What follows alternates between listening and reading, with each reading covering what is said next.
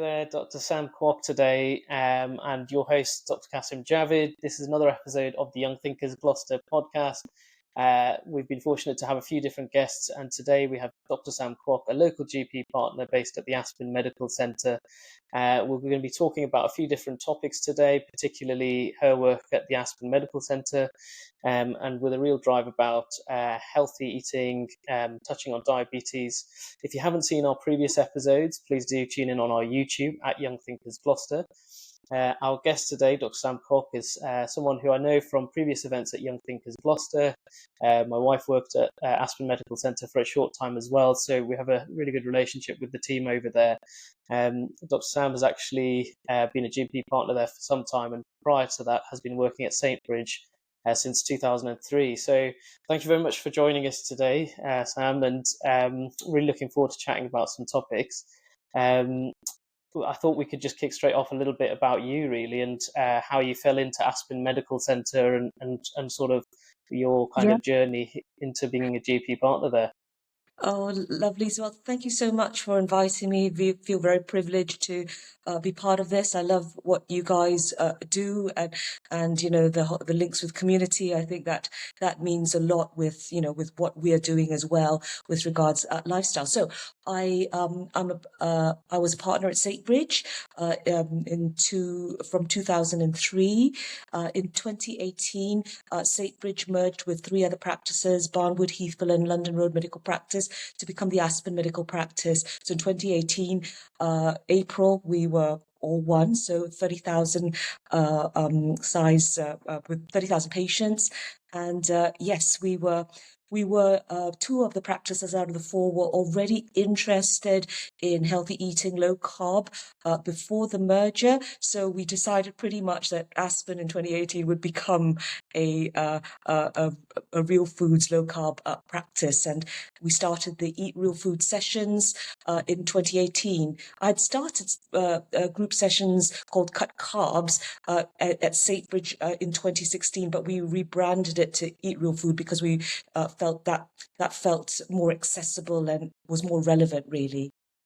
Great. So it's actually been ongoing for some time, and by the sounds of it, there's been a bit of interest across a couple of practices. Do you think when you were sort of having those conversations, particularly at St. Bridge and things, there was much awareness about what you're talking about? We'll certainly talk more detail about real foods, but was there much awareness when you were really starting those conversations, do you think? No, absolutely not. So I kind of fell into it through reading Michael Mosley's 8-week blood sugar diet book back in 2015. And at the time, I was the GP diabetes lead. In fact, I was the only person doing diabetes at St. Bridge because we lost our diabetes nurse in 2010. The practice was going through some financial difficulties, so we couldn't afford to engage another one. So I kind of learned the ropes and became the diabetes nurse and doctor all in one. So I learned how to do insulin initiation, GLP-1 initiations, manage the drugs, and I pretty much up till 2016 advocated the usual, you got to eat less and move more, and it's all about losing the weight. And when I read Mosley's book, 8-week blood sugar diet, I thought to myself, goodness, the science sounds like it makes sense, but if this is right, it means that pretty much a lot of the stuff I'm doing right now is wrong. So that started the journey. But like all good doctors, you experiment on your willing patients, don't you? and the results are phenomenal. Which that's what got me hooked. And I think it's been a long journey, because you learn as you go along, and you continue to change your mind as you go along, because you're learning new stuff all the time. Yeah. Yeah, I think that's a good point. I mean, my viewers know as well, so I'm a GP in training, and as you know, I think the curriculum, I suppose, is very sort of guideline based, and particularly top-down approach from NICE guidelines and other sort of other organizations. I suppose from our learning perspective, a lot of the focus is about sort of the medical management, understanding the numbers, and those aspects. It's interesting you mentioned that your introduction was almost a slightly separate way into this area through kind of reading outside of the curriculum, so to speak, or outside of the guideline approach. Do you think that that was something that shed a new light to this area rather than just purely metformin, sitagliptin, and all these medications and things like that?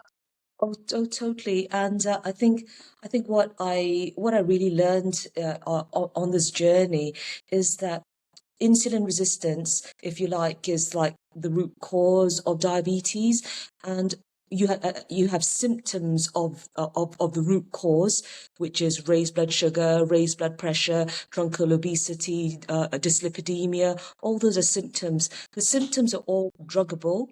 But if you want to treat the root cause of the problem, it's only lifestyle that does it. So, metformin helps a little bit with reduction of insulin resistance, and it is a good drug. But by and large, I would say this is why I'm so passionate about the lifestyle side, because when you see patients really get it and embrace those changes and make those changes, all the numbers improve. All the numbers improve across the board.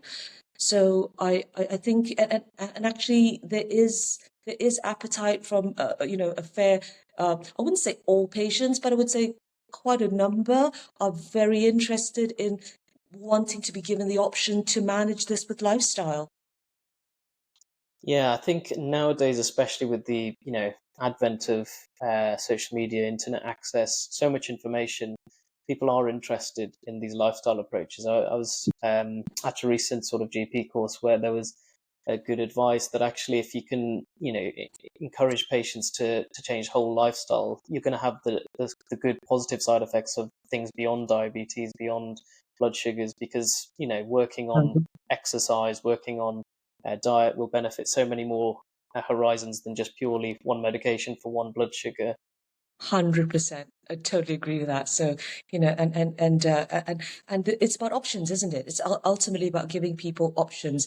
And it's not to say that drugs are bad and that you shouldn't, have them. Of course, we use drugs to help manage symptoms, but it doesn't treat the root cause. So I like to say to patients, if you have a stone in your shoe and it's hurting, do you, stop, take the stone out of your shoe, or do you take some paracetamol for the pain? So I try to put it like that. Yeah, that's a good way of doing it. I mean, so you've kind of you've started that process. You were reading the books, and you'd maybe had a few patients who you were actually thinking, let's try and talk more about this. At what point do you feel like in your own journey it was becoming a more organized or sort of practice-wide thing to start actually formalizing the processes of, well, let's try and incorporate patients into this lifestyle way of thinking? That's a really good question. So the whole process was really organic because it's something new, it's something different. It's not a guideline driven thing. So I started just working with different patients on a one-to-one level. And at the time at Savory Surgery, there was just four of us, four partners. My partners have always been super supportive. And when I said, hey, I want to use my IAP, which is Improved Access Time clinics, to run group sessions, they said, yeah, why not? So I said, okay, let's go with it. So I think it was in the summer of 2016 that I started running them. And, I just created some PowerPoints, and it's like, let's go, let's see what happens. And it was really well received. And the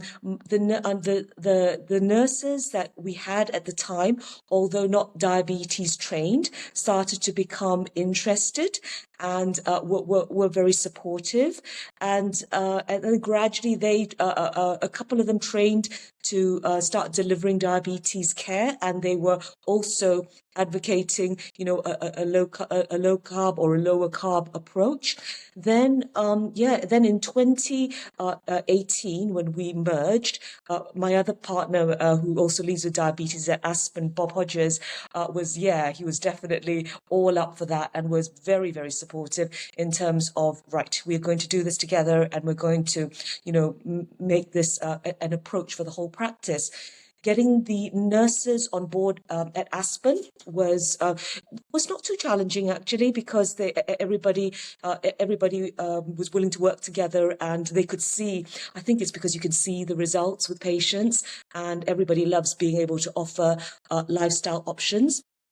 The beginning of the merger was chaos. I will say it was utter chaos, because you're bringing four practices together to create one big practice in one big bang. It was very, very messy.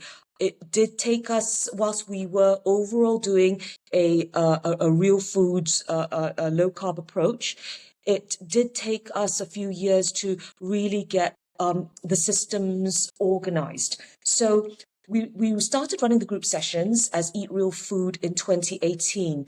Whilst it covered diabetes and pre-diabetes, we cast a wider net at the time. It was really about lifestyle rather than focusing on diabetes and pre-diabetes. It was, anybody could come if they wanted to lose weight, if they had metabolic syndrome, fatty liver, which of course is all linked up with insulin resistance anyway. So we ran them in the enhanced access time from 6:30 to 8.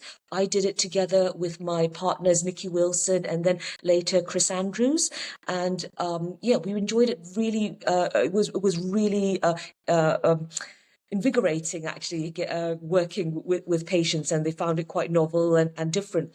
But then the COVID pandemic hit, and obviously we were forced to shut down, and there was the craziness of COVID, wasn't there, where everybody's trying to figure out how do we manage stuff in primary care. And then what happened, we tried in 2021 to ignite the Eat Real Food sessions on Zoom. It absolutely was a flop, Oh, really? for our demographic. There were issues, technical issues. Half of them couldn't get on it. It was just really stilted, and it was not the same as being in the same room. So we let that slide because there were other pressures recovering, trying to come out of the pandemic. But it really hit us hard in the spring of 2022, when we realized, oh my life, there are so many diabetics and pre-diabetics. So we did a search, and we identified in the last 12 months alone in 2022, we had 400 new diagnoses of pre-diabetics and 100 new diagnoses of diabetics to add to the existing load. And it was chaos, because we were struggling with very high HbA1cs that were hugely delayed in getting to diabetes nurses and doctors. We were having newly diagnosed diabetics and pre-diabetics. Some of them would be seen, some of them wouldn't be seen. It was really chaotic. So this was when our lead diabetes nurse, Lisa, said to me, why don't we restart the group sessions? The nurses are willing to join, because hitherto the nurses didn't join in. The diabetes nurses are willing to join in. So I thought, this is great. And we decided that we would make it about, as part of the Aspen pathway. So to replace the one-to-one that patients would have when they're newly diagnosed diabetic, pre-diabetic, the one-to-one, 20-minute nurse appointment, we would offer them these two groups. We started with 3 group sessions, and we narrowed it down to 2, because we found that 2 was better attended than 3. So so that's what we did. It was basically to replace that, and basically to throw in some structured education. So together with the diabetes nurses, we created these more diabetes, pre-diabetes centric focused sessions called My Numbers and Me. So that's what got us going, and we've been really pleased with the data, because we've now started to formally track it. We couldn't have pulled it off without extra support from another department, risk and compliance within RNC, because all the admin, it took a lot of effort and time with the administration to set it up. and to recall the patients, to, work out, to the invites, where they were to go, the diabetes packs. There's a lot of organization that goes behind these sessions. So we got that off the ground. We've been refining it. We are now on version 10.2. So, Wow. yeah, and we basically use the feedback from patients, because we get feedback after session B, and we've used the feedback to keep changing up the sessions. These slides work, these slides don't work. Obviously, our patients are struggling with these concepts. Do we really need to include that, etc. Yeah, so that's how we got here. It's a really impressive journey, and I think probably when you say 10.2, I think you can appreciate how innovative it was in the first place to actually, bring such a dynamic solution to such a widespread problem. Diabetes, pre-diabetes, and they are such huge things now, and we hear them a lot. And of course, we mentioned the drugs and the medications and ways to manage it. The guidelines have been there for years. But what you were really talking about and bringing alongside your partners and fellow practitioners, it's so dynamic and new. It's not something that certainly Gloucestershire was seeing, and even in other practices and things. I think it's so different the way you've managed to keep on finding solutions. COVID, I'm sure, would have, as you say, had such an impact both in terms of bringing it to the community, but actually perhaps those numbers creeping up and late diagnoses, and we know there was so much going on at that time. With the current format as it is, I suppose it's hopefully the best version of that it's ever been. How do you sort of, when you're summarizing that or introducing that to a new patient who's come to Aspen and perhaps is the target sort of patient, how do you describe what you're doing to them to sort of invite them in? Oh, I don't spend too long describing. I say, hey, look, we run these group sessions. The focus of these group sessions is to give you lots of information and ultimately to empower you. Our ultimate goal that we hope for patients, I mean, not everyone's going to reach it, is actually remission. We want to patients understand reverse, diabetes or pre-diabetes easier than to put into remission, which is more medical term really. But yeah, so we say, look, we really should be trying to focus on reversing diabetes and pre-diabetes. We are drowning, the NHS is drowning in a tsunami of insulin resistance. And, seriously, it will probably bankrupt the country. That's where US is headed.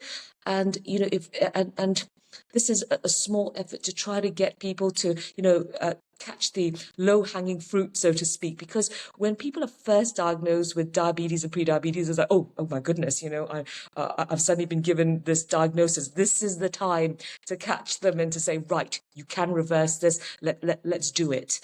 I mean, in an ideal world, I'd like to start even before, even before they become pre-diabetic.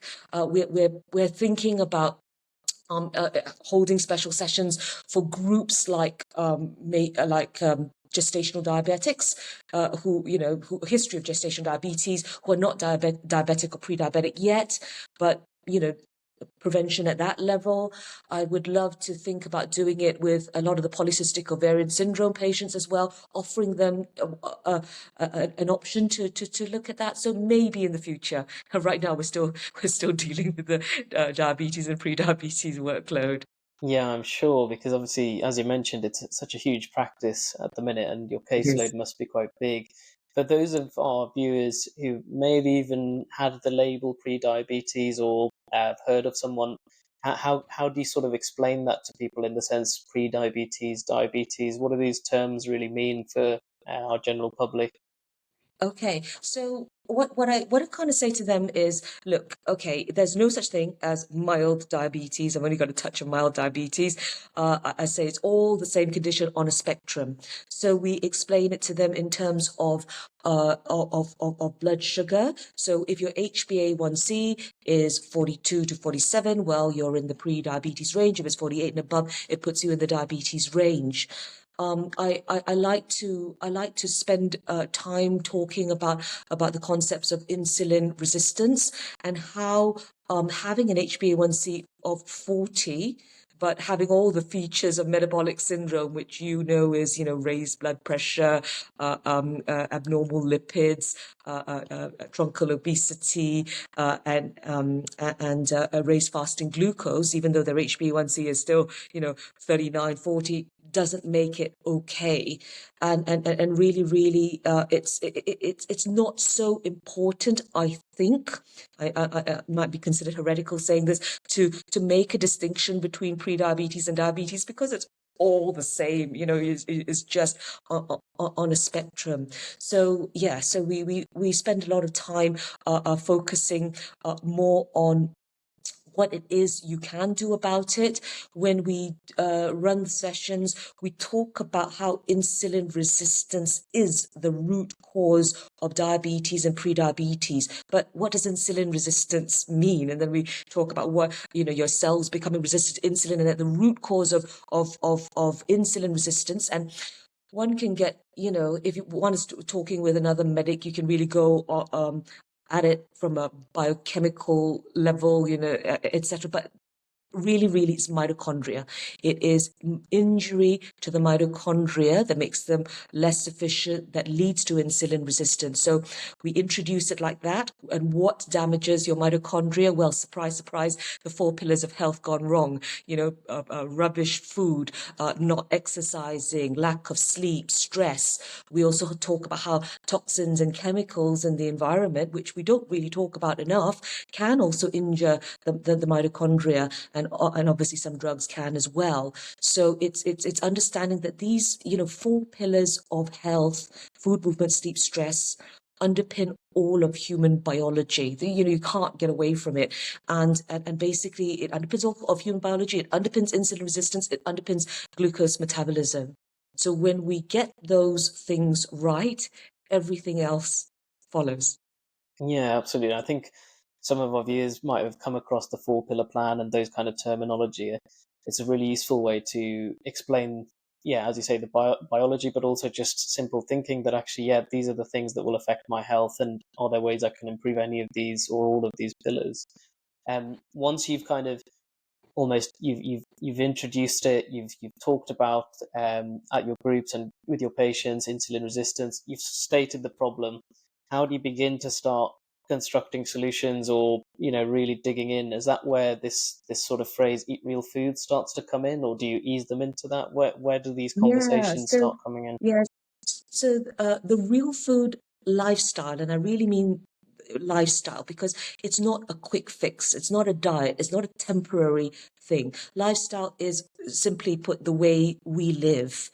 And I like to say again and again in the groups, like the 4 legs of a chair, all 4 pillars are equally important: food, movement, sleep, stress. We spend the majority of the time talking about food and maybe a bit movement, because those are the 2 easiest pillars to deal Yeah. with, really, when it comes to it. But sleep and stress are every bit as important. So when we look at the food arm, I like to use the phrase, and this is not actually, this is not original from me: real food, right food. So we have, and I'm happy to say that Aspen is not the only practice, or not the only NHS GP practice that advocates for real food. I am part of a low carb Telegram group with over 200 healthcare professionals, so Wow. GPs, other doctors. We have an endocrinologist on there as well, nurses, dietitians, nutritionists, pharmacists. It's a great group, health coaches. So it's a really dynamic group, and there are a lot of GP practices up and down the country doing this. So real food, right food. What does it mean? Real food basically comes from the farm, the fishery, or the sea, or the forest. Real food does not come out of the factory with a barcode label on it. Patients kind of get that. Real food does not contain ingredients. Real food is ingredients, so that's how we introduce it. And real food does not need to sell itself as heart healthy, like unlike cereal boxes where you've got to they've got to sell a claim is heart healthy, or etc etc. Real food does not need to do that. Real food is what your grandmother or great grandmother will recognize as food. Okay, so people pretty much get that, and there's a lot of stuff in the media now increasingly about ultra processed foods and how ultra processed foods are not a good thing. So so it's not so contentious now, the concept of real food. However, the next bit, right food. So right food, for me, pretty much means eating the right food for your metabolism. Okay, so if you're diabetic or pre-diabetic by virtue of being diabetic, pre-diabetic, where your blood sugars are up and you have insulin resistance, it kind of does mean you are not super carbohydrate tolerant, which means you can't afford to eat lots and lots of carbs and sugar.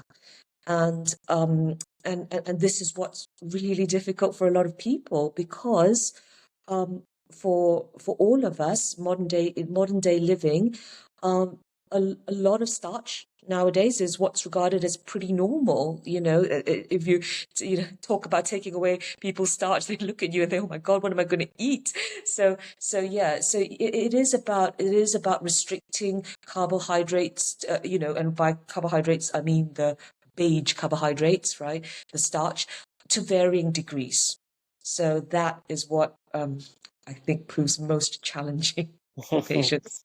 It's almost such a sadly integral part of our diet in the modern world now, especially the beige foods. And the Yes. worst thing is that almost if you go to canteens across the country, hospital canteens even, you just see beige. That's such a sort of mainstay of modern eating. When you're Yes. saying real foods, I think it almost comes as a surprise to some of us that the shops, when you see this is a low fat food or this is a diet food, it's marketed as that, it's on the box, it's packaged like that. Even some of the adverts now suggest this is a healthy eating type food. You're almost throwing that out in some ways by saying, the packaging, really what you should be delving into is those lists of ingredients. Should our viewers and people be thinking that we should disregard those kind of aisles and sections in supermarkets, all these marketed diet foods and all those kind of things? What are your thoughts in that part? And that's what's so hard, isn't it? Because, the marketing is so good. It's so strong. And people, seriously, they arrive at these sessions utterly confused. They are utterly confused about what best to do, because they've been sold that this is healthy. So all of a sudden, your diabetes doctor or nurse is suddenly turning around going, actually, it isn't. And then they go, well, we hear all this conflicting information about all these different foods. Eggs are good, eggs are bad, coconut oil is good, coconut oil is bad. And, they come and we don't know what to believe anymore. But what I find is that when we really start explaining what real food is, and in the context of what their grandmothers and great grandmothers ate, and actually back in those many decades ago, they didn't have the amount of chronic disease that we see now. So clearly, those generations were doing something right that we weren't. And I think a big part of the problem is the villainization of fat. Because fat will make you fat will clog up your arteries, and then and the food industry responded to that. They responded and produced low fat products. But when you take the fat out of food, it tastes like cardboard. And guess what they put in it to make it taste palatable? Sugar. And I think, before we even start to go into starch, we talk to our patients about sugar, and sugar, sucrose, the white crystals, the sweet stuff that's added to tea, coffee, biscuits, cake, that's actually the biggest problem. And sugar is in everything, absolutely everything. I mean, we know it's so well publicized now. I suppose sugar is the enemy for so much of disease and things like that. On the face level, is it as simple as opting for sugar-free foods, or looking at the packaging? If it says 0% sugar, 2% sugar, that's good to go, or is it slightly more layers to that? Do you think, with regards to sugar just being the headline Yeah. enemy? Yeah, definitely more layers to it. I mean, that's why in our course we talk about denormalizing sugar, because I think it's virtually impossible to utterly avoid sugar because it's in everything, So cooking from scratch is a good start, because cooking from scratch with real food being, the ingredients is basically it is nutrient dense. And I think, talking about nutrients is very key for us, because how we eat nowadays, we're very calorie rich but very nutrient poor when we eat processed foods, and we need all these micronutrients in food that help drive a lot of the good chemical processes in the body, is how I explain to patients. So we want nutrient dense, we want no added sugar, okay? And I think we could overall say that real food is lower in carbohydrates. So that's the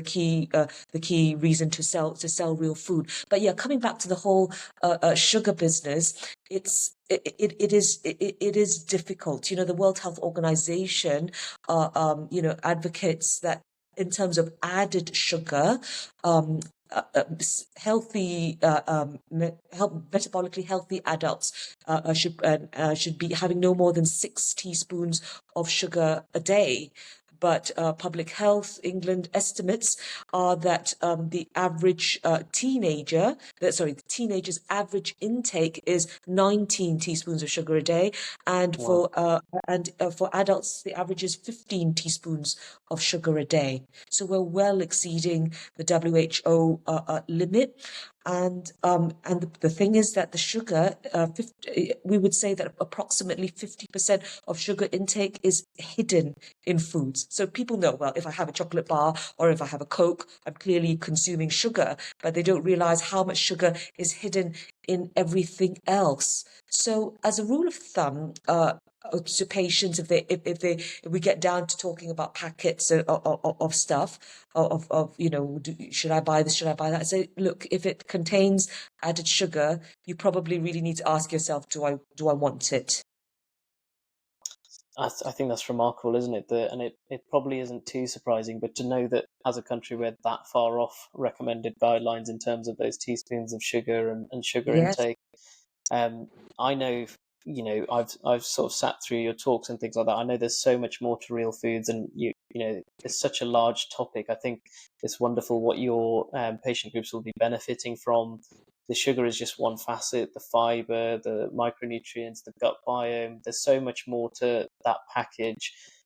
I mean, I'd love to talk more about that in detail. I suppose just moving aside from that before we try and open that up at another point, how do your patients, how do they know that things are going well? Is it just as simple as they come 3 to 6 months later, they have that Okay. HbA1c blood test, or do they feel it? Okay. Do they see it? What have Yeah. you found?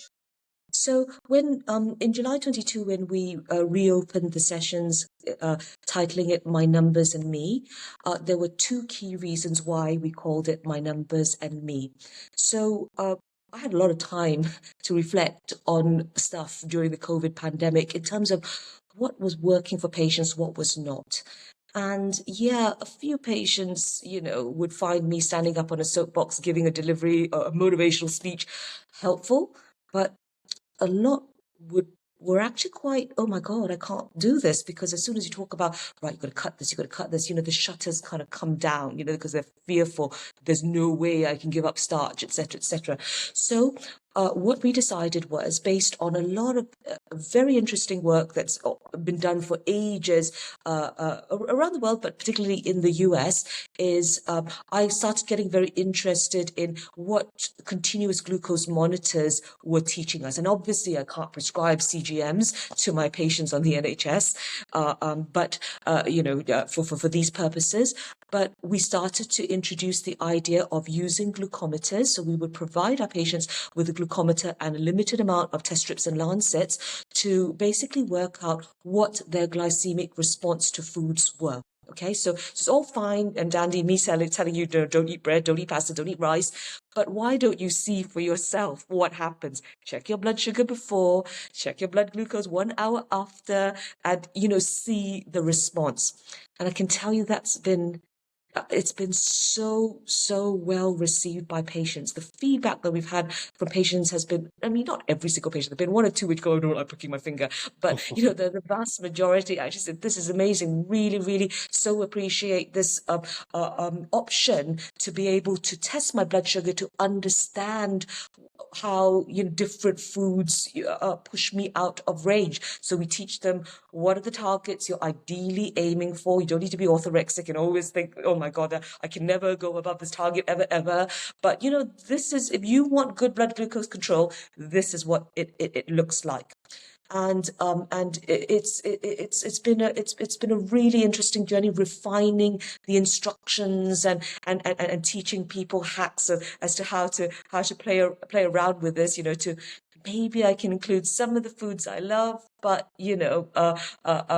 not go out of range. So that's been the fun work, right? So we say, look, if 2 slices of wholemeal bread pushes you out of range, what would happen if you just had one? Okay, and then we say, okay, don't do your carbs naked. So you play around, do a slice of bread just on its own, okay, and see what happens. Do a slice of bread, but have it with scrambled eggs, avocado, and some smoked salmon. And you will find that when you layer your carbs with protein and fat, the blood glucose spike is considerably lessened. We talk about food sequencing, where you do the fiber, fat, and protein first, and then you do the carbs last. And again, that helps as well. Vinegar, I personally can't stand this stuff, but some people can.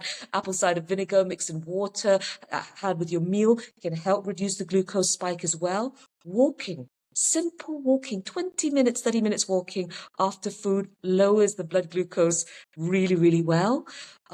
Intermittent fasting is really powerful, and we talk about that in the second session, because intermittent fasting is just restricting your eating window in a day. How much you want to restrict it by, absolutely up to you. And if you don't feel comfortable doing it, then don't. But some people really find that really helps to lower the blood sugar. So if someone doesn't want to cut out their carbs completely, their starch completely, by using all these hacks and layering it all in together, they can sometimes work out a way where they keep their blood glucose, in a pretty decent range without spiking too much by layering it all in. So it's that sort of stuff that we're doing. It's really practical, isn't it? And I think probably the satisfaction of seeing things quite quickly in terms of those sugar numbers and seeing how you change X, Y, and Z leads to Yes. different outcomes could be really a way of Yes. staying engaged. Sometimes I suppose even with regular diabetes management, waiting for those 3 to 6 month HbA1c tests, things can hit a bit of a lull in between, and you don't necessarily know if you're doing things right. Whereas this is quite instant. For some of our more sort of health savvy or well informed people, do you have recommendations? I mean, nowadays you see adverts everywhere for Zoe or Libre and different kind of companies. Is there much difference with these things, in your opinion, about how to actually monitor the glucose if you're interested? Yeah, so I'm a huge promoter of CGM. So if patients want to use a CGM, I say, look, no problem. I can't issue it on the NHS, but I can issue it to you on private prescription. So on private prescriptions, they can get it. They can also buy it from Amazon. And I say, look, this is. I teach them how to maximize the use, how to use LibraView, which is a fantastic platform where if you are using your app with the CGM to add notes about what you eat. And then you watch your blood glucose, what happens to your blood glucose. Put in the exercise. When you wake up first thing in the morning, add a note. Was it a good night's sleep or a poor night's sleep? Because people go, well, why is it? I've eaten the same food that yesterday. It was fine. But today, I started off the morning higher and I'm spiking. I was going, well, what about your sleep? Have you been stressed? And then they start to, they start to put notes in when you're stressed, what's going on. And when people can see how the way they live, what's going on in their lives, how it actually affects their blood glucose, that feedback is really, really powerful. So I would say CGM is a more powerful tool than, obviously pricking your finger. Pricking your finger is not fun. And I would challenge anyone that says actually, our patients are going to abuse this option of pricking the fingers and test strips. No, it's not fun. And most patients, won't want more than 200 test strips. And answer, they go, thank you very much. It's enough. I've got enough data, right? Because it's not comfortable pricking your finger. So yeah, I advocate that. I did Zoe myself. I will say that for me, I was a bit disappointed. Because I'd already used CGMs. That's the thing, right? So there was nothing novel from that point of view. The Zoe.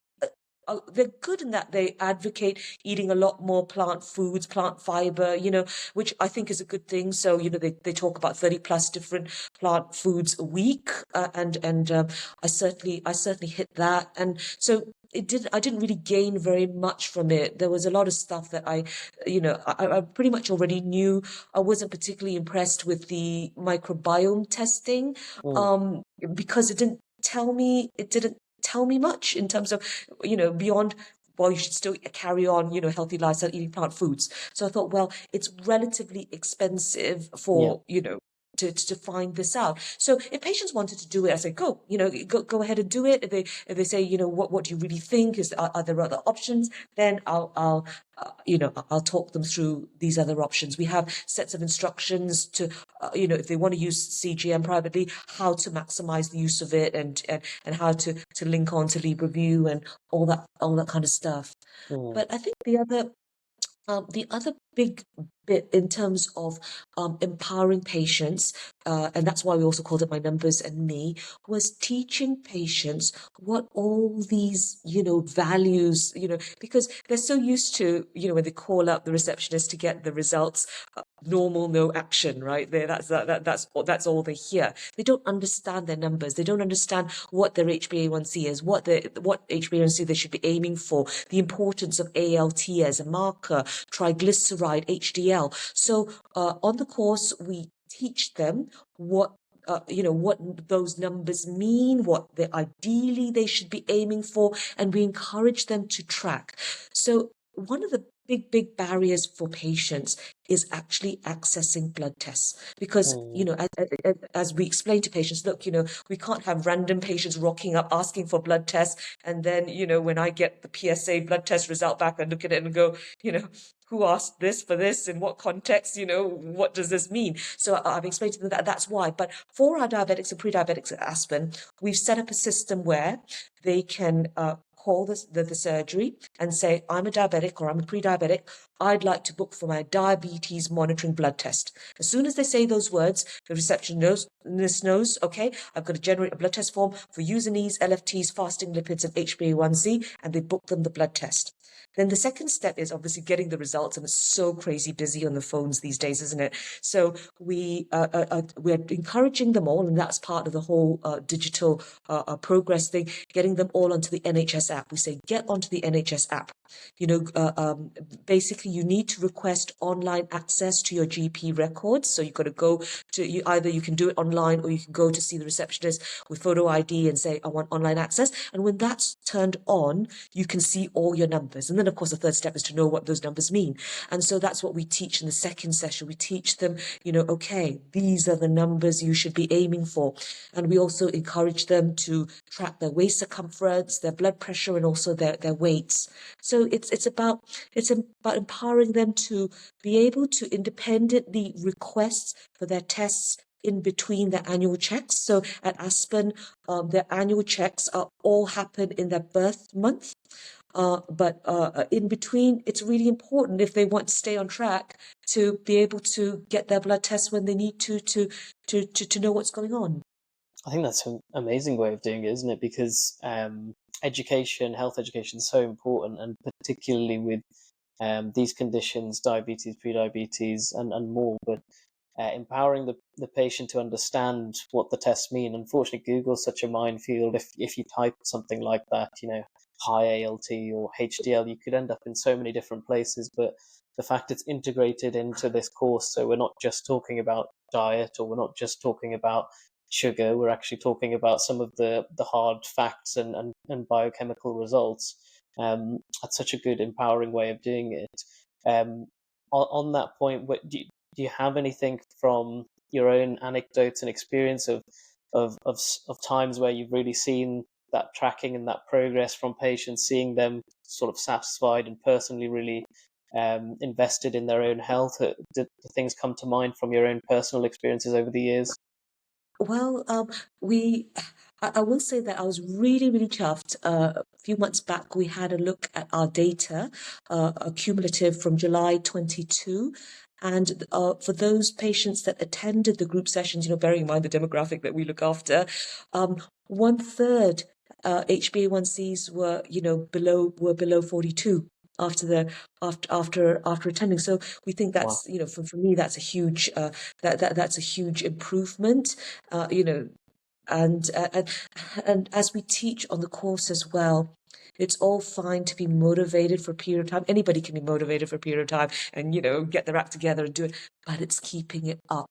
And on the course, we also kind of talk about how it is human and we will all do it. We will all fall off the bandwagon because, life happens, stress, happens, and we drop things, and that's okay, because that's, no judgment there. And that is the problem, right? A lot of people, oh, I've failed. Why bother? I've slipped, and I'm never going to succeed at this. Is no, you succeeded at this before. Get back on the bandwagon when you're ready, and you can do this, and you know that there's a system in place that will allow you to monitor your blood sugars. We've actually had a few patients say they wanted to come back for a repeat session. So even though it's the same information, they felt it helpful to come back again. So yeah, it's yeah. It's been inspiring, I'm sure, and I think for patients, but also I'm sure the clinicians have found it quite inspiring to be a part of such a success with those numbers that you're mentioning. If Yeah. people have heard you today and really um, liked what they're hearing, want to find out more, if they're already registered to Aspen or perhaps in the area and not, are there ways that they can find out more or even get involved in the course? What would you recommend as that Yeah. next step? Uh, Definitely check out our website. We have our Aspen Medical Practice website, the usual practice website. On it, there are links to the Eat Real Food website. So we have a separate website for lifestyle, for all the lifestyle stuff. So it's www.eatrealfood, all one word, .uk. So it's quite simple. Nice and easy. Eatrealfood.uk. Yeah, get onto there. We packed it with lots of resources and information. We've linked it to other low carb communities because there's some other hugely fantastic work being done by by GP colleagues in other places. So we've linked it to New Forest PCN website. We've also linked to Freshwell surgery in Somerset.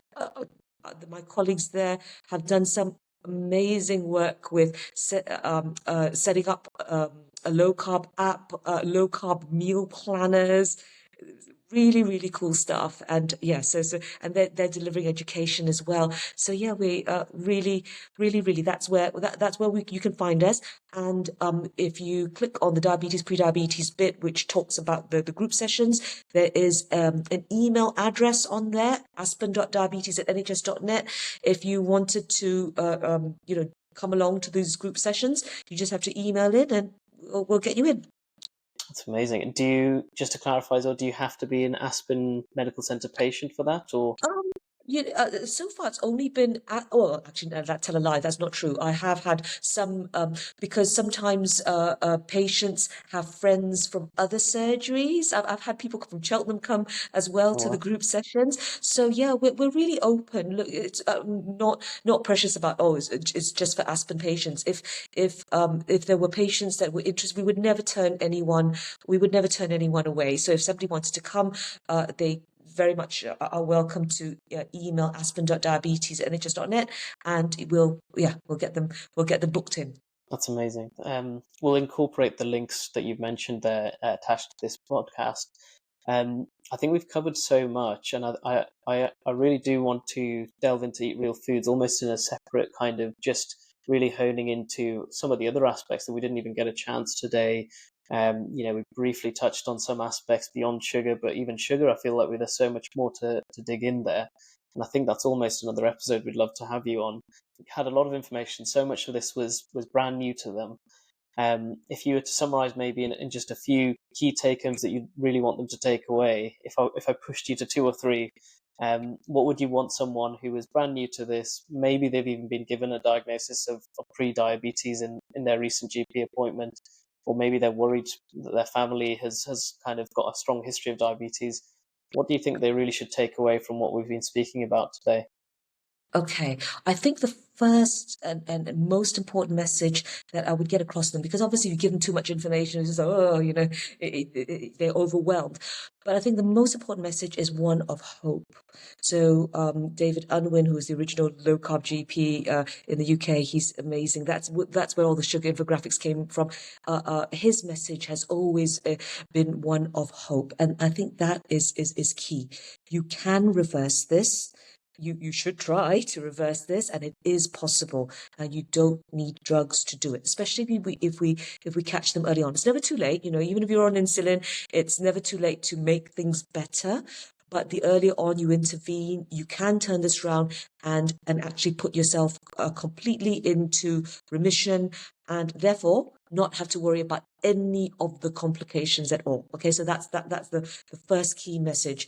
The second key message, I think, is that it is that lifestyle is what underpins insulin resistance. So food, movement, sleep, stress. You really can't get away from that. So yeah, I think stress for me is a huge one in terms of getting the people that I look after, the demographic, mental health, trauma. It's really challenging right now, and I think that's a big part of why we see so many sick people. You will be shocked when you start asking patients about their sleep habits, how many patients don't get the minimum of 7 hours of sleep every night. So yeah. So I think those are the two key messages. If I had to be narrowed down to two, obviously there's a lot more I could say. No, I But yeah. appreciate that. There's so much more. And I think, just almost keeping it simple to those two different avenues is so key. And I think it's nice that you've touched on the aspect of hope, because maybe some people, they've had that blood test and they're actually feeling quite down about it, or there's not much point. That's it now. It's the medications and then insulin. But actually, there's so much that can be done just with making some changes.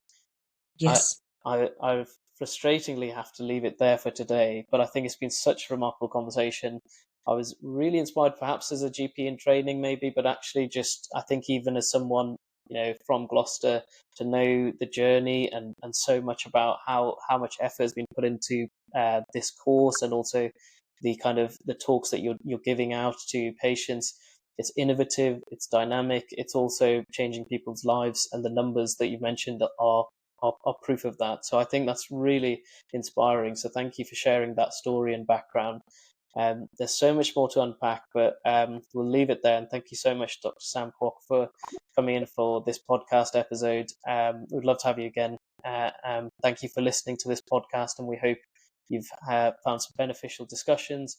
We'll put the links in for some of the topics we've discussed, and certainly can send in any questions onto our YouTube, Facebook, or via our email at youngthinkersgloucester@gmail.com. Thank you for listening, and thank you for coming, Dr. Sam Kwok. Thank you for having me. Bye now. Bye-bye.